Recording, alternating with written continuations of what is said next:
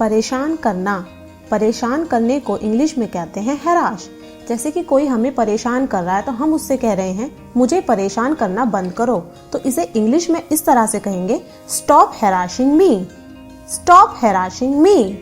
खास दोस्त, खास दोस्त को इंग्लिश में कहते हैं बॉसम फ्रेंड, बॉसम फ्रेंड।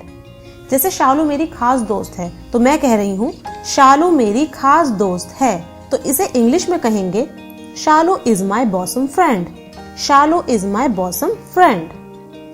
बुलाना, बुलाने को इंग्लिश में कहते हैं कॉल, कॉल। जैसे कि मुझे किसी ने बुलाया तो हम ये कहेंगे उसने मुझे बुलाया। इसे इंग्लिश में इस तरह से बोलेंगे he called me, he called me. भय या फिर खतरा, भय और खतरे को बोलते हैं इंग्लिश में डेंजर, डेंजर। जैसे कि मैं बहुत खतरे में हूं तो मैं किसी से कह रही हूं मैं खतरे में हूं, इसे मैं इंग्लिश में इस तरह से कहूंगी I am in danger, I am in danger.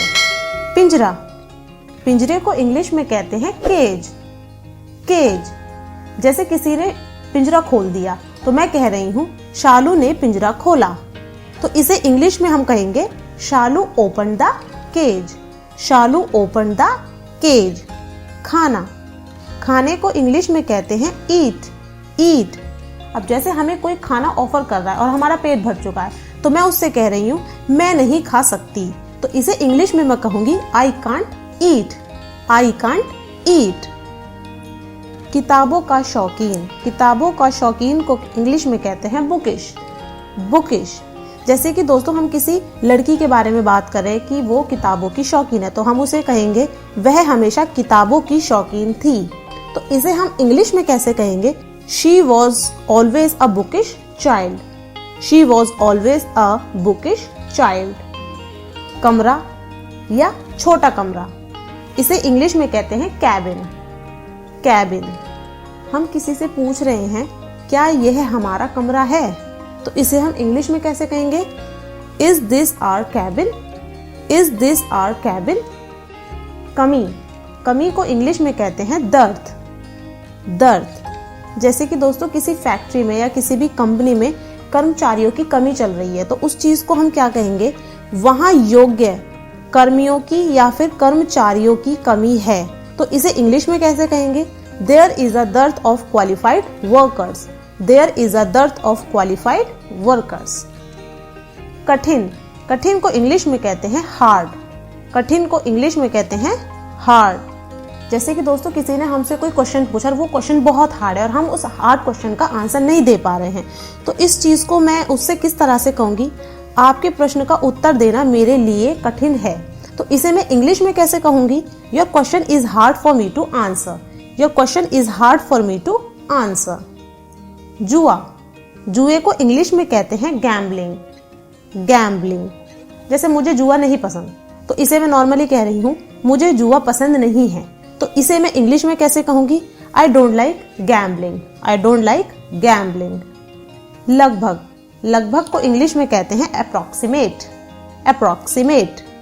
जैसे कि दोस्तों किसी ने हमसे टाइम पूछा और हमें एग्जैक्ट टाइम नहीं पता कि इस टाइम क्या टाइम हो रहा है, तो उससे हम इस तरह से बोलेंगे लगभग 3 बजे हैं, तो इसे हम इंग्लिश में क्या कहेंगे the approximate time is 3 o'clock, the approximate time is 3 o'clock।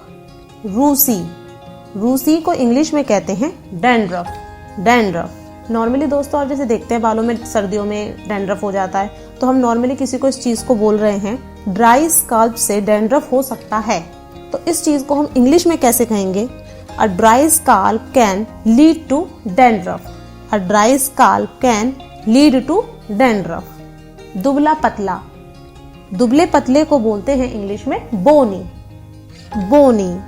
जैसे कि हम किसी के चेहरे के लिए बात कर रहे हैं कि भाई उसका चेहरा जो है बहुत दुबला पतला है, तो इसे हम नॉर्मली कहेंगे उसका दुबला पतला चेहरा था, तो इसे हम इंग्लिश में कैसे कहेंगे she had a bony face, she had a bony face. दुग्धशाला या फिर दुग्धालय, इसे इंग्लिश में कहते हैं डेयरी, डेयरी। मैं किसी को बता रही हूँ कि मैं जो दूध लाती हूँ डेयरी से लाती हूँ, तो मैं इसे बोल रही हूँ हमने डेयरी से दूध खरीदा, इसे इंग्लिश में मैं किस तरह से कहूंगी? We bought milk at the dairy. We bought milk at the dairy. कष्ट, कष्ट को इंग्लिश में कहते हैं हार्डशिप। हार्डशिप, मान लो हमारे पे कोई खतरा आ गया है या हम किसी भी परेशानी में हैं, हम तो नॉर्मली इस तरीके से कह रहे हैं, हम किसी भी कठिनाई का सामना करने के लिए तैयार हैं, तो इस चीज को हम इंग्लिश में कैसे कहेंगे? We are ready to face any hardship. We are ready to face any hardship.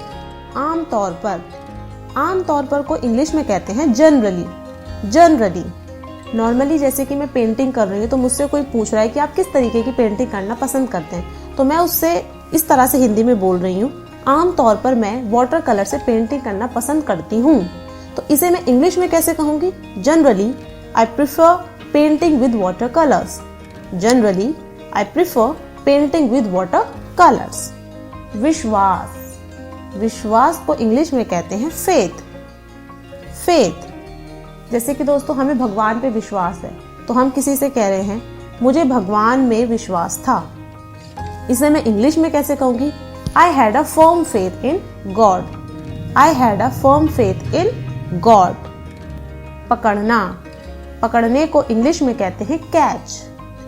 Catch, हम क्रिकेट खेल रहे हैं और मैं किसी को इशारा कर रही हूँ या मैं किसी को बोल रही हूँ गेंद को पकड़ो या गेंद को पकड़ें, तो इसे मैं इंग्लिश में कैसे कहूंगी? Catch the ball. Catch the ball. उत्सुक, उत्सुक को इंग्लिश में कहते हैं एक्साइटेड या फिर आर्डेंट। एक्साइटेड या फिर आर्डेंट। मैं किसी को देख रही हूँ कि वो बहुत उत्सुक है, तो मैं नॉर्मली उससे कह रही हूँ मैं देख रही हूँ कि आप उत्सुक हैं, इसे मैं इंग्लिश में कैसे कहूंगी? I can just see you are getting excited. I can just see you are getting excited. Excited की जगह हम आर्डेंट वर्ड का भी यूज कर सकते हैं। I can just see you are getting ardent. बंधन या फिर गहरा संबंध, इसे इंग्लिश में कहते हैं बॉन्ड। बॉन्ड, दो बहनें हैं और दोनों बहनों में आपस में एक मजबूत बंधन है, तो इसे हम कैसे कह रहे हैं? इन बहनों के बीच उनका एक मजबूत बंधन है, इसे इंग्लिश में कैसे कहेंगे? There is a strong bond between these sisters. There is a strong bond between these sisters. गुलामी, गुलामी को इंग्लिश में कहते हैं स्लेवरी या फिर बॉन्डेज। स्लेवरी या फिर बॉन्डेज। गुलामी आजादी के विरुद्ध है। Slavery is the antithesis of freedom. Slavery is the antithesis of freedom. प्रिय, प्रिय को इंग्लिश में कहते हैं डियर या फिर बी लव्ड। डियर या फिर बी लव्ड। जैसे कि दोस्तों शालू मेरी प्रिय मित्र थी, तो इसे मैं इंग्लिश में कैसे कहूंगी? Shalu was my dear friend. Shalu was my dear friend. इकट्ठा करना, इकट्ठे करने को इंग्लिश में कहते हैं गैदर। गैदर, हम देख रहे हैं सामने कोई अंडों को इकट्ठा कर रहा है, तो हम उसके लिए कह रहे हैं अंडे इकट्ठा करना उसका काम था। It was his job to gather eggs. It was his job to gather eggs. बेहोशी, बेहोशी को इंग्लिश में कहते हैं फेंटिंग। फेंटिंग, हम देख रहे हैं कि कोई बेहोशी की हालत में है और बहुत जल्द गिरने वाली है, तो उसके लिए हम बोल रहे हैं वह बेहोशी की कगार पर थी, तो इसे हम इंग्लिश में कैसे कहेंगे? She was on verge of fainting. She was on verge of fainting. सच्चा या ईमानदार, सच्चे और ईमानदार को बोलते हैं इंग्लिश में सिंसियर। सिंसियर। शालू ईमानदार थी, तो शालू ईमानदार थी को इंग्लिश में कैसे कहेंगे? Shalu was sincere. Shalu was sincere.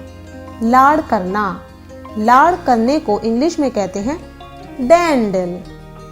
डैंडल। बच्चे को रोता देख उसकी माँ उसे लाड़ करने लगी, तो इस चीज को इंग्लिश में किस तरह से कहेंगे? Seeing the child crying, his mother started dandling him. Seeing the child crying, his mother started dandling him.